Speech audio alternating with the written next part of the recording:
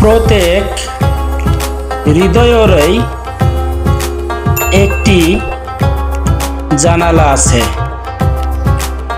তুমি তোমার নিজের হৃদয়ের জানালা দিয়ে অন্যেরটাও দেখতে পাবে। বাণী মাওলানা জালালউদ্দিন রুমি রহমতুল্লাহ আলাইহি।